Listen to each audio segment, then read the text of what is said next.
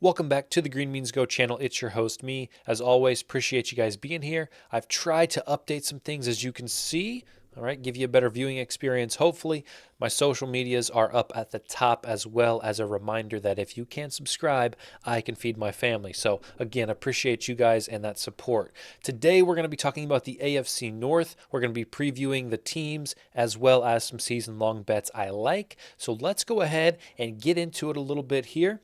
We'll start with the depth charts. Cincinnati retains pretty much every single player they had offensively that meant anything, and they add Irv Smith Jr. from the Vikings. All right. So I think that's going to be a really, really helpful addition. If we think about their weakness last year in, the offense, possibly, missing an athletic tight end that can pair well with some of these receivers. So I think that's an absolutely massive addition that people are not discussing right now.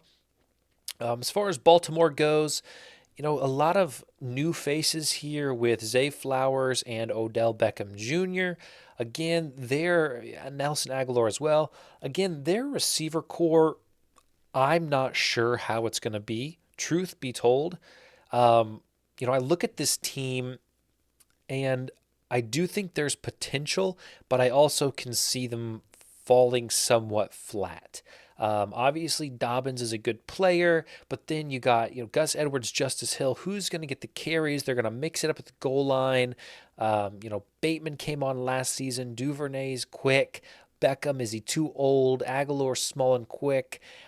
Zay Flowers is it's kind of just a grab bag, and I'm just not completely sold. So that makes my job as someone who's going to help you potentially place wagers that end up profiting you money difficult. So, uh, again, tough for me to handicap these guys at the moment.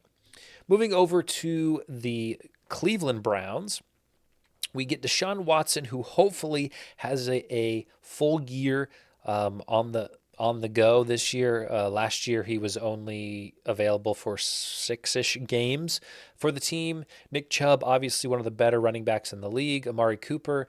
They added Elijah Moore from the Jets, and they retained Donovan Peoples-Jones and David Njoku. So not a ton of changes here, but hopefully that Watson permanence will help them.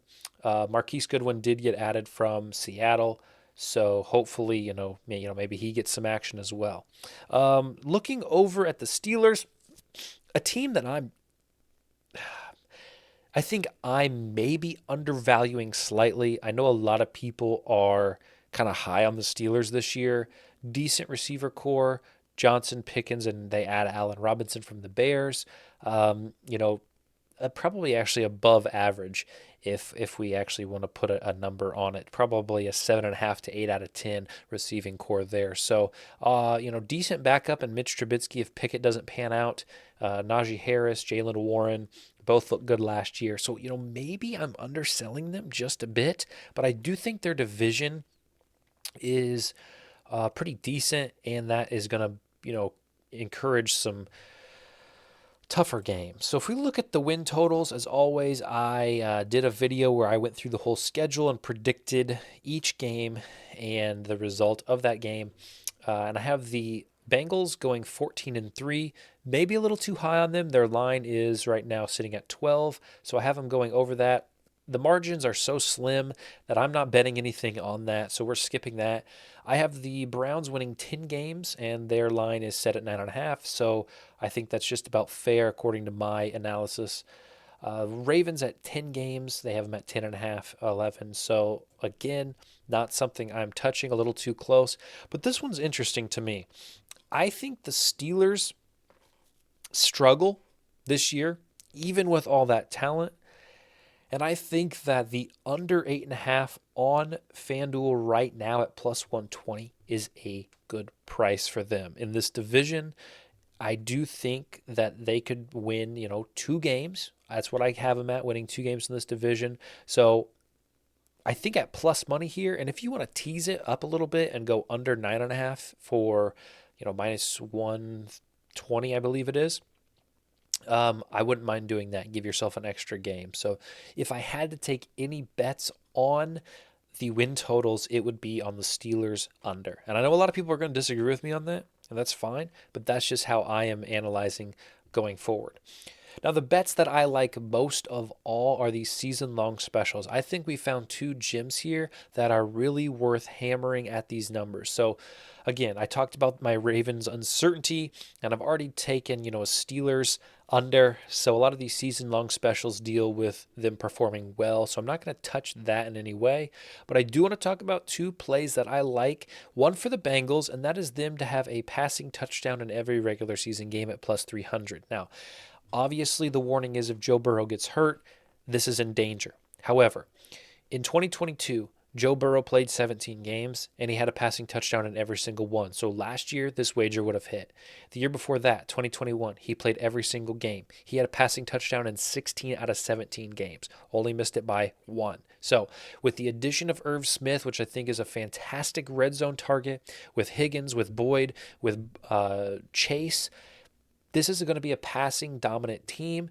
And if everybody can stay healthy, I do think this is an absolute slam at plus 300. So take that as you will. It's definitely something I'm going to be looking at as we move forward to September 6th. But I think it's one of the best plays in the season-long specials for this division. Last one I'm going to touch here on is Deshaun Watson. Probably should watch my phrasing when I'm talking about touching on anything involving Deshaun Watson, but him to score 5 rushing touchdowns in the regular season is at 340. So I went back and looked. He has only played 3 full seasons in the NFL. Obviously, last year was a half season. Year before that, he didn't play a game. His totals are 5, 7, and 3 when he plays a full season. So 2 seasons out of 3 seasons, he's hit this number. And I think being on a team that is better, okay, but I will argue that the Browns are better than the Houston teams he was on. Being on a team that is better with a guy like Nick Chubb, who is going to provide a nice decoy in the red zone, play action, QB bootleg rollouts, those type of opportunities for Watson, I think will be large this season. And so getting a better team, a better running back who can provide some, decoy, I think that number 5 is too low for how they are able to use him. So again, a guy who's hit this in 2 out of the 3 seasons he's played, and I think he has a better opportunity this year given the personnel that he has around him. I think that is an absolute slam. So these are the 2 plays that I am looking towards as we move into this season. So as always, guys, I appreciate you stopping by. If you want to like and subscribe over here, I appreciate it. We will tackle the AFC South next, I believe, South or West. And again, I'm going to do 8 videos like this. So stick around, turn on that bell, and they will pop up when they are available. So take care, best of luck, and we'll see you next video.